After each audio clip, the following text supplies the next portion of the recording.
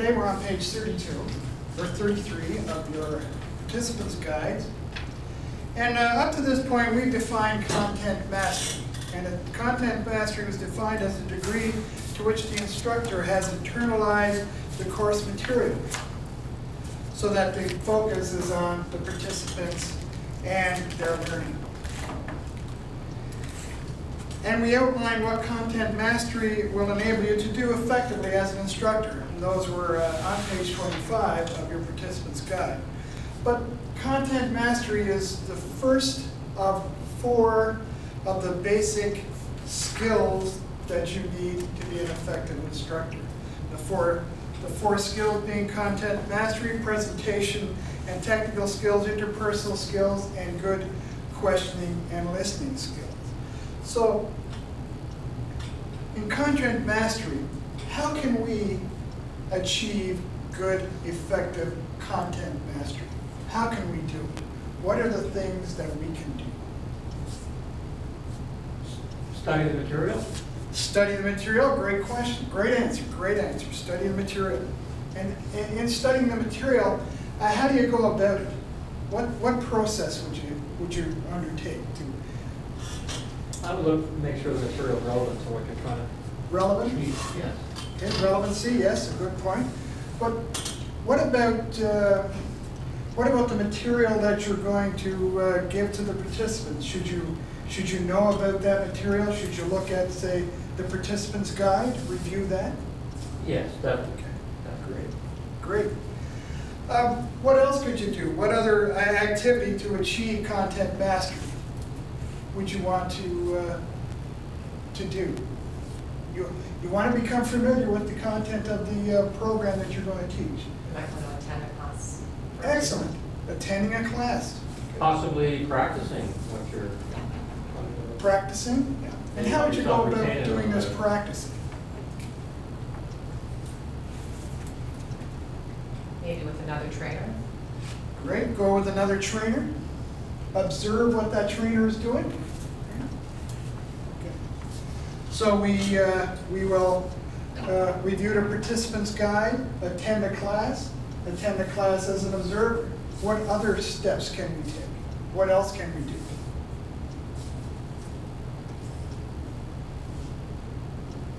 ask somebody else to review what we're going to present as far as content goes. Okay, good point. Asking other people, reviewing with other facilitators. But what else? What will you have in front of you as a leader when you're going through the class? What will you have in the line of material? What would you have there? Leader's guide. A leader's guide, right. If you have a leader's guide, you're with someone else, you're observing the class, so what would you do with your leader's guide? Maybe take notes of really good questions they've asked. Excellent. Take notes of questions they've asked. Why would you take notes of questions that they've asked? Because you saw that question wasn't in the leader's guide, but it was very thought-provoking and kind of got even more participation in the response you needed. Excellent, excellent. So you take notes in the leader's guide so that you'll know the questions or be familiar with the questions that are not in the guide. Is that what you were saying? Correct. Yes, sir. Great. Is there something else that we can do in developing our content mastery? Because you now have gone through the training yourself. You've attended a class as an observer. So what else can you do? What would be the next step for you as an instructor in developing your content mastery? Maybe co-train. Excellent idea. He says co-train with another individual. What will that do for you? If you co-train. Help you with your confidence so that you can bounce ideas off of each other, pick each other up on key points, or just even in the prep process, compare those notes. So, correct me if I'm wrong, but what you're saying is that when you're co-training with somebody else, you have an individual to bounce ideas off, to help you out with what you're doing. Is that correct? Great.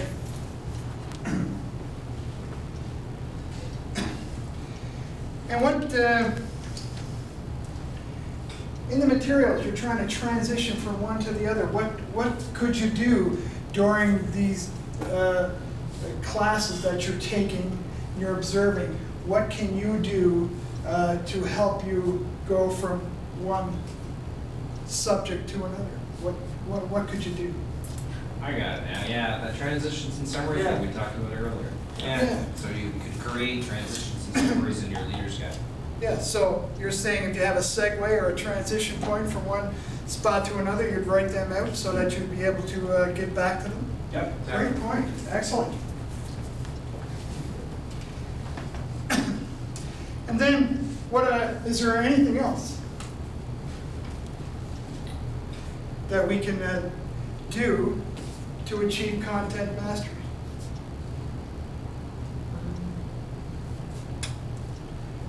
So we have participants guide, we have observing, co-training, creating transitions on page 33. If you have a complex issue or something that could be difficult, what can you do?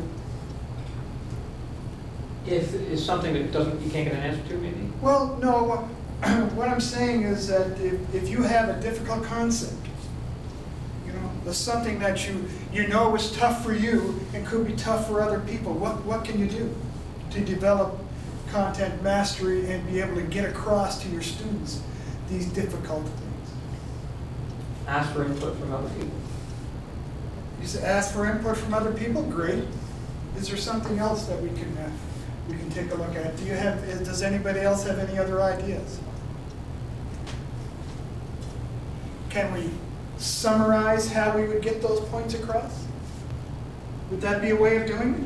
Yes. What do you think? Great. And huge, the biggest thing, co-training with a peer or a master trainer is one of the keys. So let's flip over to page 35, and we get right down to the bottom line of content mastery. On page 45, on page 35, you have a list of all of the different things that we had gone over in this particular section. Class content, you can explain the class content to associates who are new. Your content mastery is the key to understanding the flow of the class. You have to know how to get from A to B to C, right to the end to Z.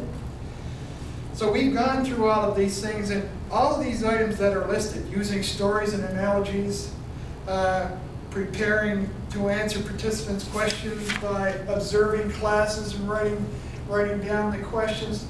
Of all of these items, which ones of these do you feel worked well for you in the past, in other situations that you've addressed gatherings? Which one? That second to last one. Second last one. Know the leader's And that would guide. be Know the leader's Know the guide. Leader's Guide inside out. Great. And what does that do for you, to know the Leader's Guide inside out? What would that give you? That enables you to stay on track. Excellent point. Stay on track. You can stay on the topic. What else would that do for you? You're staying on track, you know how to get from A to Z, right? Gives you confidence. Building confidence. It allows you to make sure you hit all the learning points. Making sure you get all the learning points. Is that what you said? Yes. Right? So you're making sure all the learning points are in there, knowing the guide perfectly, knowing how it flows, knowing where to concentrate on things, knowing that guide is excellent. Is there any other sections here? Yeah, I think preparing the questions ahead of time will make things a lot easier, more comfortable. Preparing the questions that you're going to ask. Preparing the questions ahead of time? Yeah. Knowing what you're going to ask before you ask it? Great point. What, in the same vein, what other things would you consider here in questioning? Thought-provoking questions. Thought-provoking questions, correct. Get people involved in the discussion. Excellent. What else in the line of questioning? Using stories and analogies. Great. Using stories and analogies to get your point across, right? In using stories and analogies, you're drawing on your own personal life and your own personal experience in with the subject matter. Well, what kind of questions do you want to ask when you're doing this? When you're asking thought-provoking questions, what types of questions are you going to start off? You want to Open-ended questions, right. And that'll lead into other questions that are more open, probing questions, and then you close that subject matter with kind of, I guess, a closed-end question. Putting closure on it and going on to the next step. Excellent.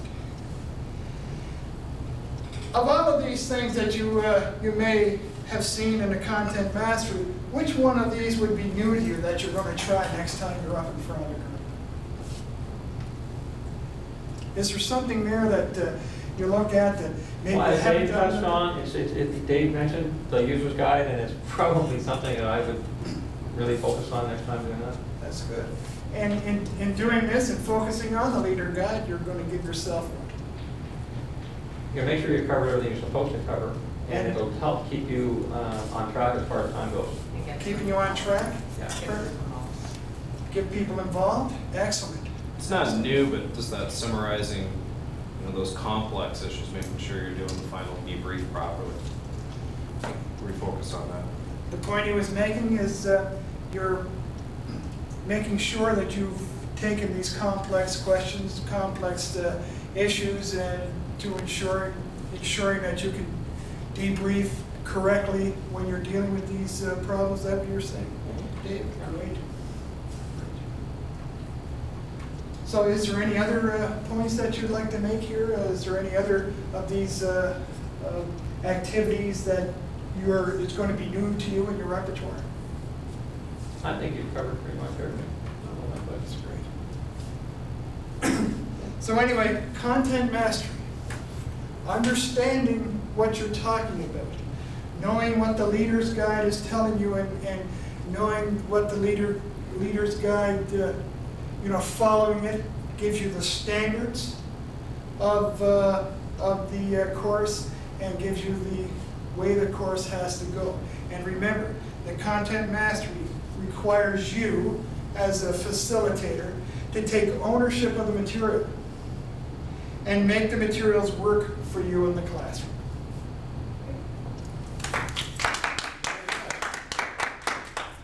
Great job, Tom.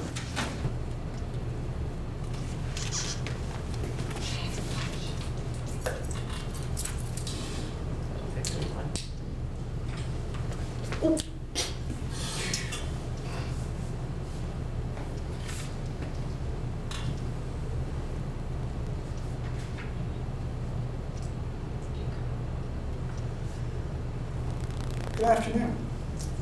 I'd like you to join me on page 19. Now that we've learned, we've gone over the similarities between how children and adults learn, let's zero in on adult learning. An effective instructor understands how adults learn best and how to adjust to meet their needs. Compared to children and teens, adults have special requirements in the learning process. So let's talk about what some of these requirements are by going over some of the adult learning principles. So there are basically 7 adult learning principles that Malcolm Knowles pioneered, because he pioneered the field of adult education and has developed these 7 principles. So let's talk about each one. The first one is adults are people with years of experience and a wealth of information. When you think of that, you're thinking yourself as an instructor, as a facilitator, what's that going to do for you and for the class? Provides you automatically with that safe learning environment. If you know that I'm coming in with a wealth of information experience, it provides a safe learning environment before you get there. So it provides a safe learning environment for me as an instructor. It helps set up that safe learning environment. Is that what you're saying? Great. Is there anything else in this particular wealth of experience, what else will it bring to the So table? you're able to share that with other people in the room. Exactly. So you're sharing it with other people in the room and you're acting as a resource for these people? Yeah. Great point, great point. Is there anything else? Let's take a look at the second one, established values and beliefs. Adults have these, the established values and beliefs. And as a facilitator, you have to be cognizant of this fact. Why is that?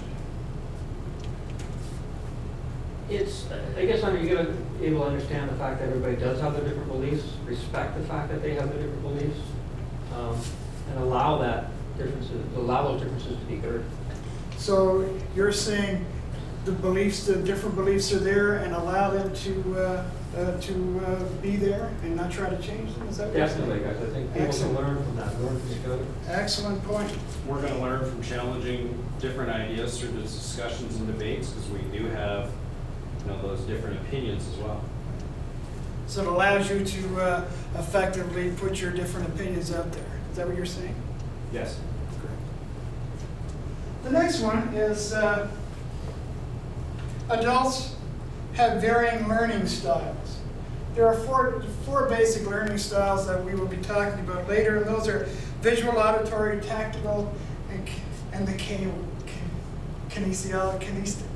Okay. I know it's. So they have various learning styles. What's that going to do for you as an instructor?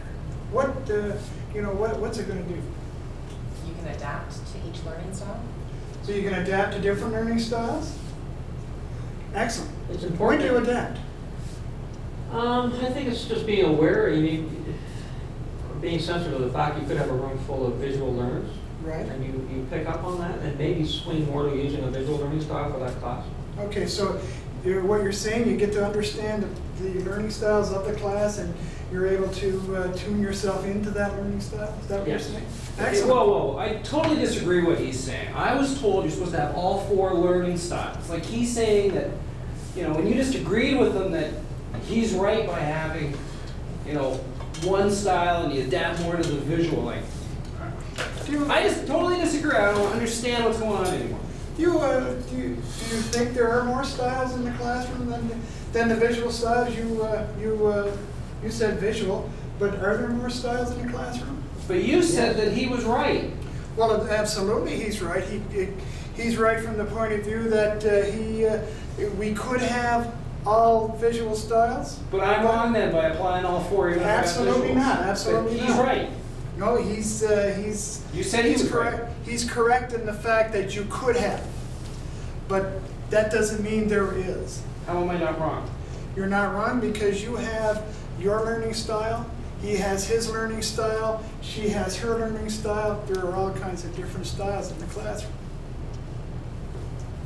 So yes, he's right and you are right. Anything else you'd like to add? I just think it's important for the learner to be sensitive to that when he's starting his class. Be very conscious of those learning styles. So is there any other thing you'd like to add to this, about this particular learning principle? Dave, No, I'm okay. you're okay? I think I got it. Number 4, adults are relevancy oriented. What does that conjure up in your mind as an instructor, as a facilitator? I think I'm getting it. It's almost like what you just did. You summarized off and, on the last point, just to help increase retention. So I think that's what that's going to do. Great. So relevancy for you? Is there anything? I just think it's very important to make sure the materials are relevant to the goals. So what we're learning is helping to meet the objectives at the end. I think it's really important. So you know what you want and what's relevant in your life, and you're going to pick that out of it? Is that what you're trying to say there? Yeah. Okay. The 5th one is adults have pride and must be shown respect. Adults have pride and must be shown respect. As a facilitator, what is that doing for you? what images pass through your mind when you see that particular? So what you're doing a lot of is just thanking us for our responses, good point, great job, thank you. So it's all that component in there, just thanking the learners. So thanking the participants for their responses and telling them whether they're good or not helps the pride of the individual. Yeah. I think having respect in the room for one another is going to create that safe environment and probably encourage more participation if it's felt within the room. Okay, excellent point, excellent point. Right. Number 6 is adults have a deep need to be self-directing. Adults have a deep need to be self-directing. Powerful statement. What do you think of that?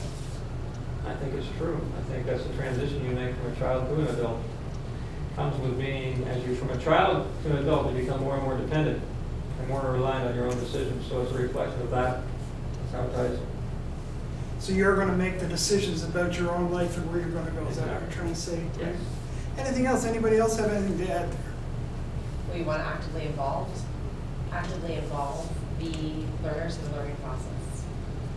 As an instructor, you're going to actively involve them in the learning process and allow them to direct the process in some way. Is that what you're trying to say? Great. Excellent point. Beautiful. Anybody else? Number 7, the 7th learning principle is adults are goal-oriented. Adults are goal-oriented. What image does that conjure up in your mind? Sort of what you did for us at the beginning, you talked about our objectives, what are our expectations. So you did that real early in the day to say, hey, I got a goal and you're going to help me get there somehow by using those tools.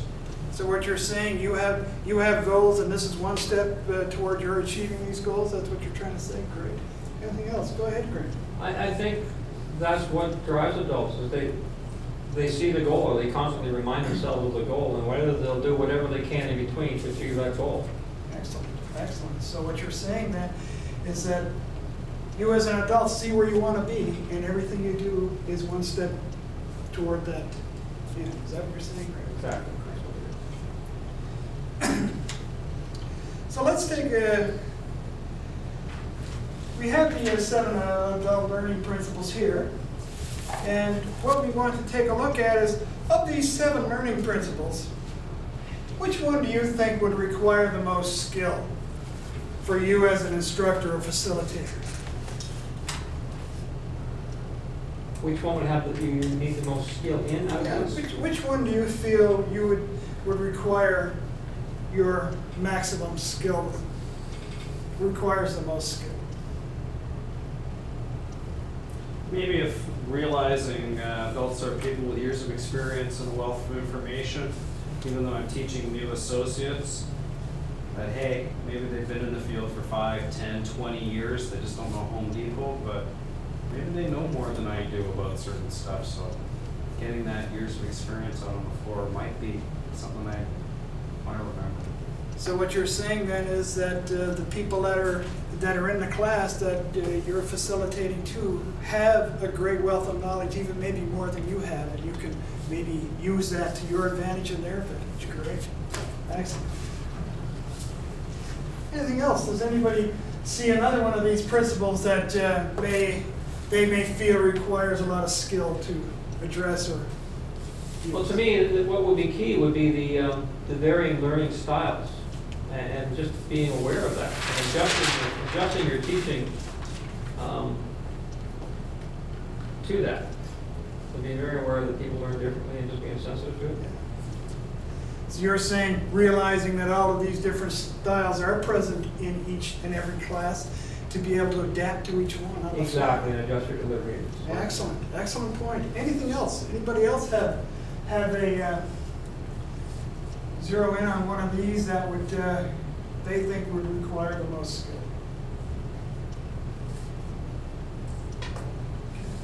Excellent.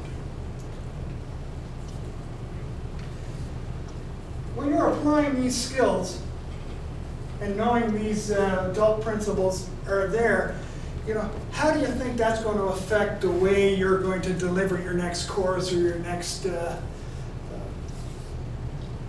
next lecture, if you will? How is that going to help you? Being sensitive to the adult learner. Being sensitive to the adult learner, good point.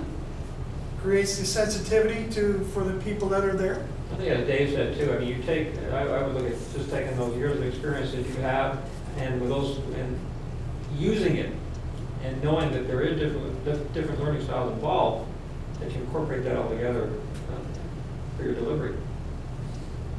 Good point. Anything else?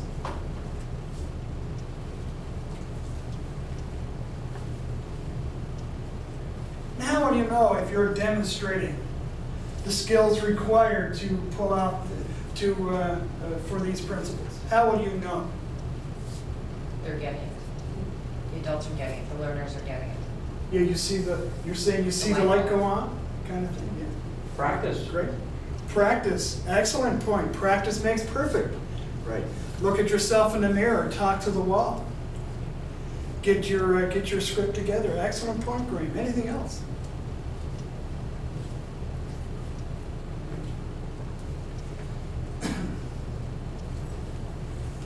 How will you know you've mastered the skills? You're demonstrating the skills, but have you mastered them? When will you know that that point has come? Feedback, I think, if you get somebody that's experienced in that and have them Excellent. sit in on your presentation. Excellent. Getting someone at another level of instructor to watch you and take a look at you. Great. Is there any other way that you'll know that you've mastered these skills? Maybe seeing and listening to your participants from the evaluations. Maybe they're going to end up saying something that applies to one of these principles, and that's how you get communicated to as well. By taking a look at evaluations, you're saying, and just interpreting the evaluations to determine that whether or not you've got these skills mastered. Great. Good.